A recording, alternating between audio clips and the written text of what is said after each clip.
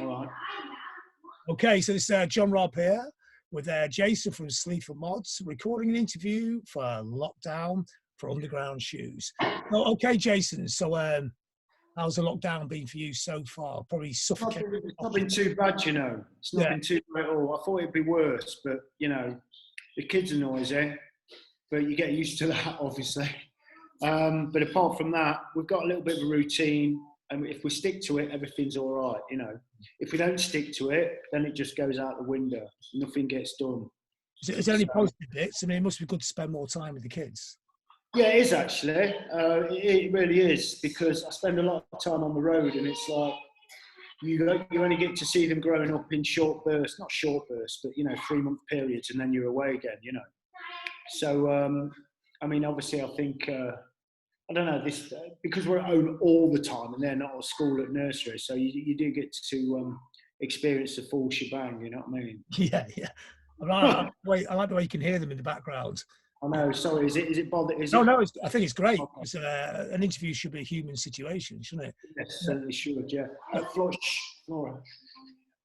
Thank you. Just start again. Are you a soft dad or a hard dad? Mainly soft, but I can shout. I'm not like to shout. You know what I mean? Your tips and get through lockdown is have a bit of a discipline, a bit of a structure to your day. Yeah, I think, and you're the same. You know, I like exercise, and obviously the gym's a big part of it, but I can't go to the gym. So I've got a load of masking tape, and I've taped together a load of bricks. I've got a gym mat, and I just do a circuit around the garden. Do you know what I mean? That lasts for about an hour. If I stick to that and then go for a run, I mean, obviously we're allowed to go out for runs and walks. I do that every day. Have a day off in between four sessions. Back on it again. If I stick to that, I'm all right. You know, a lot of this for me is exercise, because if I don't exercise, I get grumpy. You know. Yeah. It's not good, is it? So, I mean, so apart from that, it's getting up. We get up at the same time we would anyway. If it was like a weekday, you know, 7:30 in the morning. Get them up, get them fed, get them dressed, go out for a walk, get them exercised. Do you know what I mean? And so a lot of the battle with these two is just that you've got to get them out, because if you don't, they turn into absolute animals. You know what I mean? So yeah, just stuff like that. And obviously my wife, she manages the band now, Claire, so she's got a lot of work to do, trying to keep things afloat. It's a bit of a weird one now, because the industry just went into shock when this happened, but now people are starting to find their feet. Do you know what I mean? As you well know, and it's like it's just trying to get ways to keep ourselves busy online. We've got a release coming out with All That Glue next month, the kind of retrospective of what we've done so far musically. You know what I mean? So we're trying to obviously, you know, keep promoting that still. We can't go to America and tour, which was the idea. We were going to do Coachella as well, but that's kind of obviously out the window. So we're just trying to find ways of getting interest so we can sell some records, you know what I mean? Yeah, I mean, is a way you could actually, I mean, this is going to be long term, and I think a lot of people think June is going to be like VE Day, it's all going to be over, but this is going to be another year by looks of things. I mean, is there a way you can make Sleaford Mods kind of function in this kind of weird virtual world we're living in now? Like the way we're doing this interview, which is odd, but also in a weird way easier than having to go all the way to the Midlands to find you, to interview you. We could do like this. Is there a way you can actually function as the band? Well, no, because we haven't. I'm thinking. I'm one of those idiots that are thinking possibly September everything will be back to normal. But you're most probably right. It probably won't be. So if we get the inclination that it's not, then I'm going to have to start learning some music programs. If we then decide to record a new album, which we're looking at doing for next year, do you know what I mean? Obviously, we need to gig to earn money, so we need a record to promote. You know, we can't just keep going out flogging the back catalogue. So yeah, if that comes on top, then I'm going to have to try and find ways of recording stuff here at home. You know what I mean? you could even do online gigs. I mean, you could have you can vocals in your front room, and Andrew's switching his computer on and off in his front room. Yes, I mean, stuff like Zoom, as we've just talked about, could prove useful in getting ideas formulated. You know what I mean? So we'll see what happens. So yeah, you got your structure, you're looking after the kids, but what the cultural things are getting you through this? Is it, is it bits? I mean, I'm guessing music's gonna be quite important, and you finding. Yeah, music. I mean, the recent tour of Australia we did, I was introduced to some artists over there that wouldn't normally get into, stuff like Aldous Harding. I mean, obviously, Amel and the Sniffers are a little bit more up my street, but and the Chats. Kind of garage punk that normally I probably wouldn't look at, but there's something in it, definitely. And Aldous Harding is obviously more acoustic based, sort of singer or songwriter type stuff. But yeah, I've been listening to stuff like that, and just snatches of new drill releases, Low Ski. That's about it, really. Actually, just Low Ski. I've been listening to hip hop, West Side Gun, Conway the Machine. They're kind of starting to get somewhere in the US now. Just stuff like that, really. Do you know what I mean? What are you getting out of Low Ski? What are you finding there? I mean, it's really good. I like the way his delivery, and he's it's just really I don't know, how best can I explain it? I don't know, it's just a very good, it's quite a complex delivery that he's got. And, it varies from album to album, well, tune to tune, really. But, it just seems a little bit more rawer than a lot of stuff that I listen to, It's talking more about kitchen sink than it is kind of bragging, And I've got a lot of time for bravado rap in whatever, hip hop, drill, grime, whatever. But sometimes it just wears a bit thin. You know what I mean? Is it when you listen to music? I guess like everybody, you get into it for different reasons, But do you find the delivery, the way a person delivers the vocals, the most important part, or the lyrical content, or is that? I mean, a bit of both, really. Obviously, the music as well. I like more minimal stuff, and with drill, obviously, it's definitely more minimal. Grime is it can be a bit busy, which is a good thing. I don't know, I'm no expert, do you know what I mean? But definitely it's a bit more of a skeletal feel, do you know what I mean? Do you find when you listen to that music, it affects you as well, the way you do your delivery as well? Yeah, a little bit, yeah. It does rub off on you a little bit, which I don't think is a bad thing. I don't totally lift anything, and we're definitely not plagiarists, you know what I mean? So yeah, I don't mind that. If it comes out, then I'm quite happy with that. Do you know what I mean?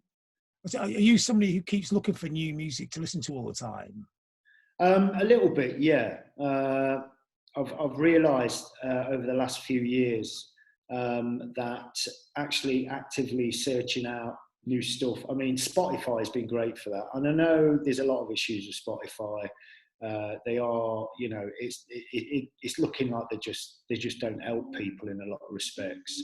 But it's a great platform for finding new stuff. Great for a pub. Yeah, so they pay something though, I suppose you could argue, even if it's not. Sorry? At least they pay you something, even if it's not a lot. Well, it's not a lot, is it? But what can you fucking do? If the beast isn't going to turn, then you've got to learn to use it, haven't you? I suppose. You know what I mean?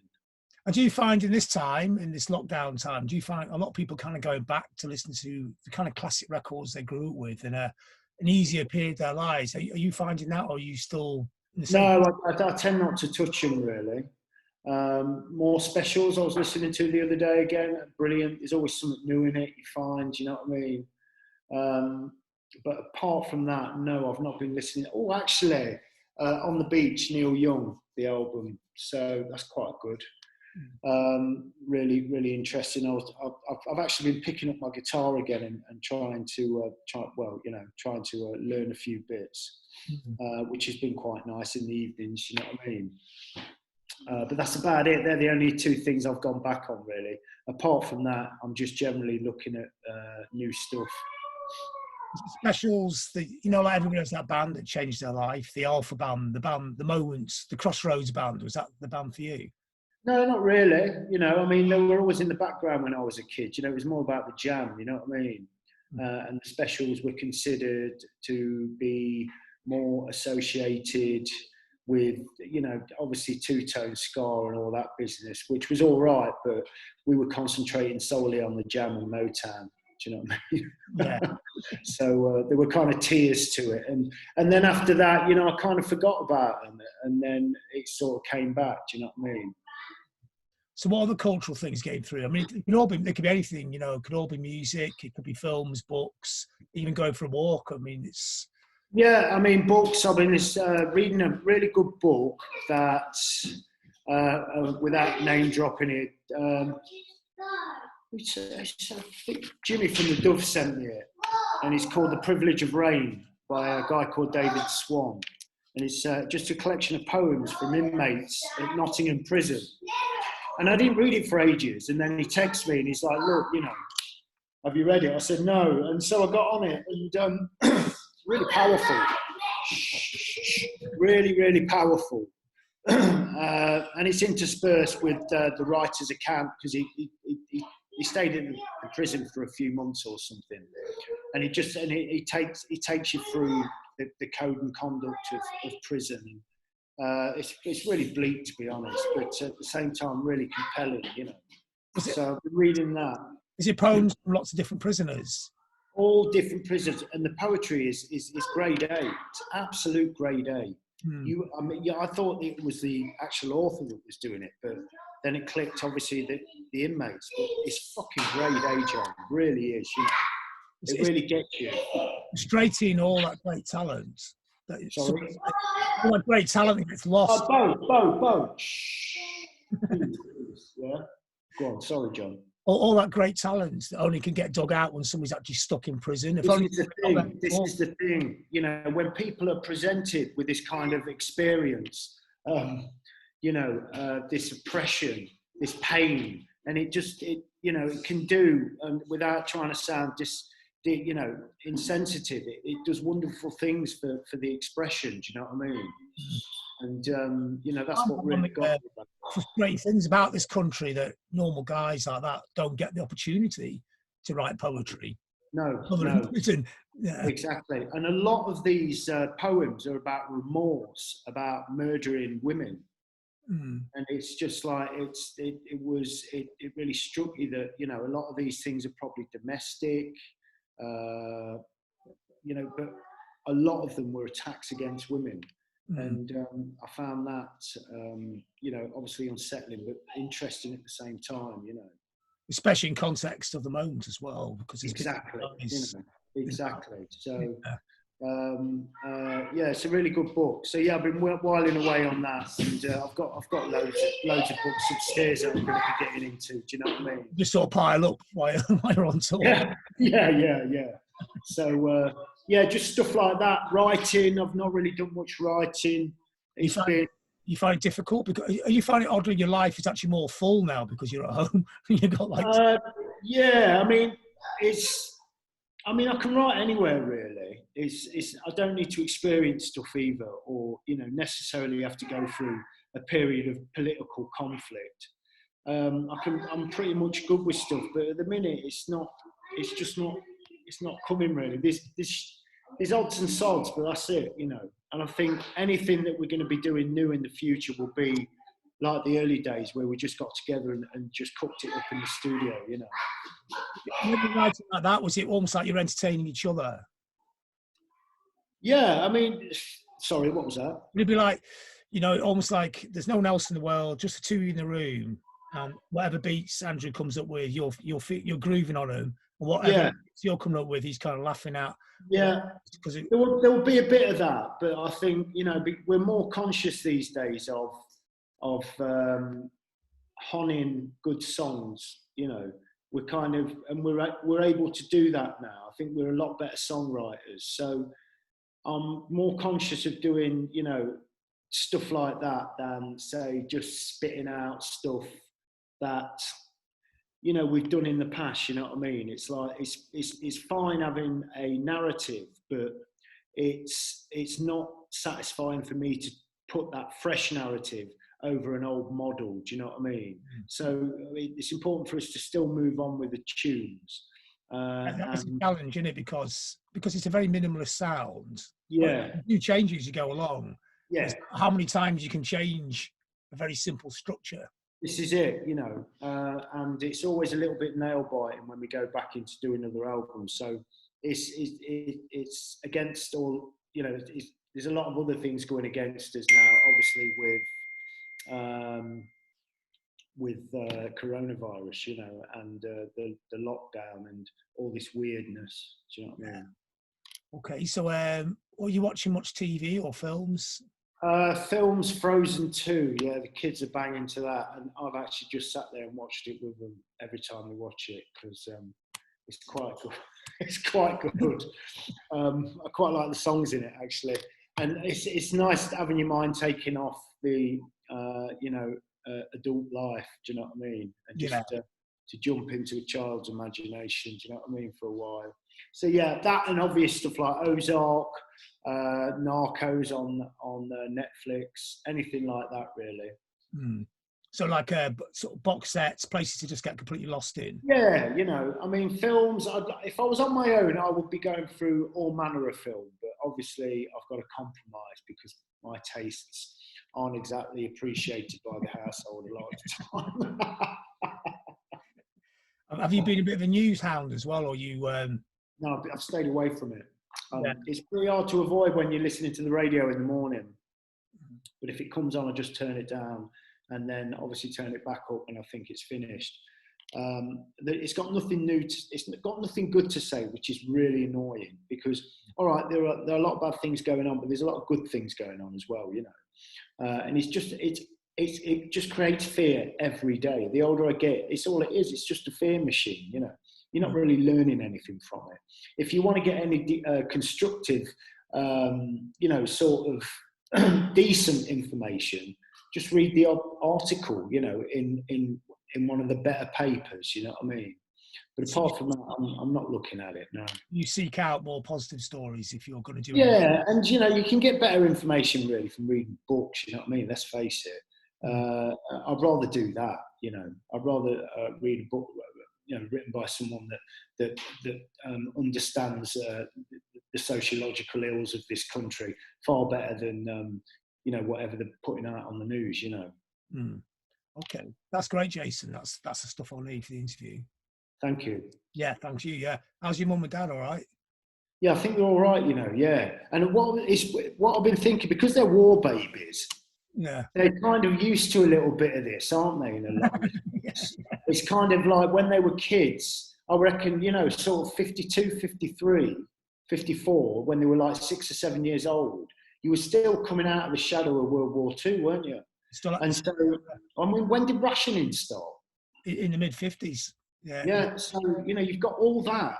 And I think, in a way, even though they're not aware of it, I think they're kind of subconsciously prepared for it. It's not bothering them. You know what I mean?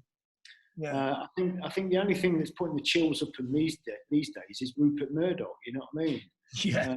And they are very open to that kind of shit. Which is disappointing. But yeah, I found that when I speak to them, they're just not that bothered. I met them after the Nottingham thing. You did, yeah, that's right. Character, isn't he? Oh God, yeah, fucking hell. Probably be your dad. He just talks non-stop. Oh, don't. Honestly, don't. All right, okay, no worries. All right, okay, just give me a second. I'll be with you in a second. All right, well, I'll leave you to. Yeah, they're getting a bit tetchy, aren't they? Yeah, I need to wipe his backside, to be honest. Right, Jason. Well, thanks a lot. Thanks for your time. No, it's good to see you, John. You take care. All right. Right, I'll see you on the other side. Look after yourself. Yes, all right, brother. Bye. Ta-ra.